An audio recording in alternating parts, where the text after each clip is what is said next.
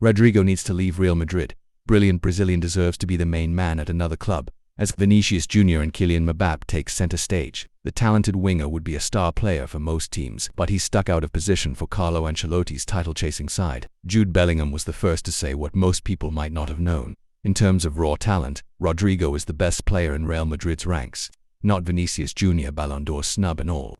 Not Luka Modric 39, who is still routinely running midfields despite his aging legs. Not Kylian Mbappé, PSG's all-time record goalscorer. Not Bellingham himself, who seems to do everything for this Madrid team. Nope, according to the England midfielder, who was speaking after the Champions League knockout triumph over Manchester City, Rodryigo takes that particular crown. He's so underrated. For me, Rodryigo is probably the most talented and gifted player in the Real Madrid squad. The things he can do with a football, Bellingham said, before trailing off. The Brazilian is a curious player, always used out of position, yet willing to do a job for his side. Most footballers who make personal sacrifices are the reliable sort of utility men who can plug holes everywhere. However, this is no James Milner. Rodryigo is, by most measures as well as the pure eye test, a world-class talent. And despite his importance to Madrid, especially on the big nights, it would seem a waste for such an immensely gifted footballer to spend his career doing the dirty work out of position. A move away might be best. Out of position. The first thing worth establishing here is that no one seems to know what Rodryigo's best position is. That's because he's never really had the opportunity to play there. Vinicius Jr. is always going to be Madrid's left winger. Even when he's not there, Mbappé will float out to the left. In fact, the worst thing Rodryigo can do is drift to the opposite side of the pitch. To do that would cram spaces and limit room for others. Instead, for Madrid, he stays wide on the right. He routinely touches the ball less than Vinicius, Bellingham and Mbappé. His biggest impact on important nights is his willingness to track back and be positionally intelligent off the ball, allowing Los Blancos to defend in a 4-4-2 shape. Their right flank is made significantly less vulnerable due to his work. Rodryigo has insisted, for his part, that his best position is as a second striker of sorts. He spent brief periods playing just off Karim Benzema when the Frenchman was at the end of his Madrid career.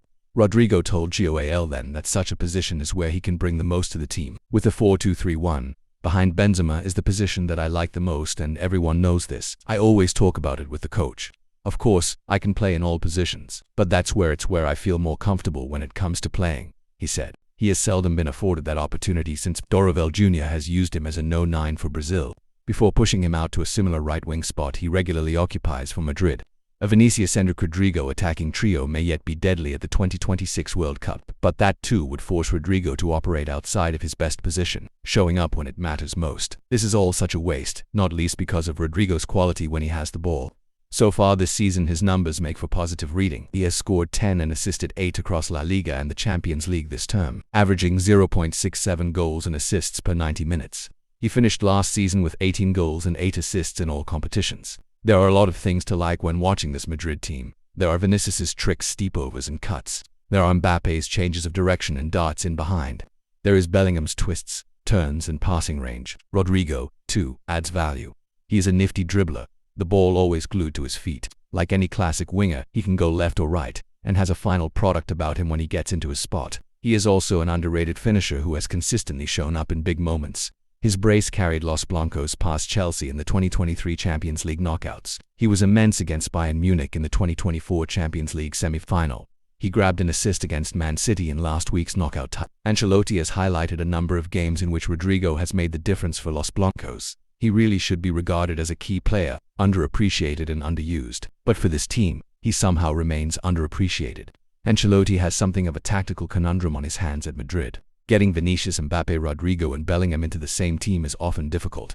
His consistent solution, bench Rodryigo. Despite remaining relatively healthy throughout the campaign, the Brazilian has played only the 8th most minutes in the squad. He has started 17 games, 3 fewer than Bellingham and 7 fewer than Federico Valverde.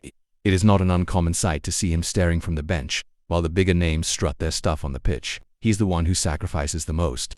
I think it's clear that his favorite position is the left, but he does a lot for the team on the right side, Bellingham recently said. He's the one who sacrifices the most. I think it's clear that his favorite position is the left, but he does a lot for the team on the right side, Bellingham recently said. It is in some ways easy to see why Rodryigo might be the odd man out here. Vinicius and Mbappé are Ballon d'Or contenders, and 3 of the top 5 footballers in the world. Bellingham is probably the most valuable player to this team. Rodryigo is excellent in his own right, but doesn't quite stand out like the other 3. The result is a footballer left out by process of elimination, and often neglected by the wider consciousness. One of the world's best. This is all a real shame. because Rodryigo, if handed the reins to a team, could be a world-class, game-changing player. He was omitted from the Ballon d'Or shortlist last year, something he took to social media to complain about. There are very few in the world with his raw quality or talent on the ball. It helps too that his preferred position is one of relative scarcity outside of Madrid. There are plenty of excellent right wingers and strikers in world football, but left-sided players are harder to come by. The list of the elite there is short, the likes of Nico Williams, Luis Diaz and Kvaratskhelia highlighting the list. And although those three are excellent in their own right, and vital to their respective clubs, Rodrigo's talent level is simply higher. It would not be an immense surprise to see the Brazilians score 20 and assist 10 in a top league. A major injury to Vinicius or Mbappe would hurt, but might not be so keenly felt with Rodrigo able to appear at the list of the best wingers in world football, and there are flaws to be found. Diaz's work rate and dribbling is immense, but his finishing can be poor. Williams is as good as 101 players come, but his positional sense and defensive discipline are lacking. Kvaratskhelia's final ball has eluded him after an excellent year at Napoli in the 2022-23 campaign.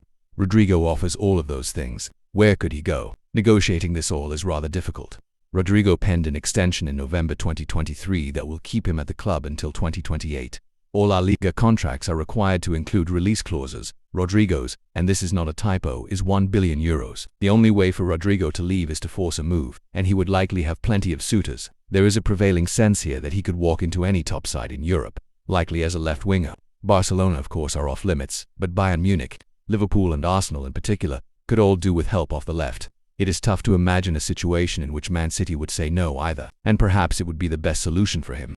Sure, Rodrigo has it pretty good at Madrid. He is paid handsomely, adored by his teammates, and will likely win at least one trophy per year for the rest of his career. There's nothing wrong with being a footballer who ends the season with 25 goal contributions, and helps enough off the ball to bring real value to a side. But until he goes somewhere that will make the use of all of his talents, it might just feel like a career wasted. Thanks for watching. Like and subscribe.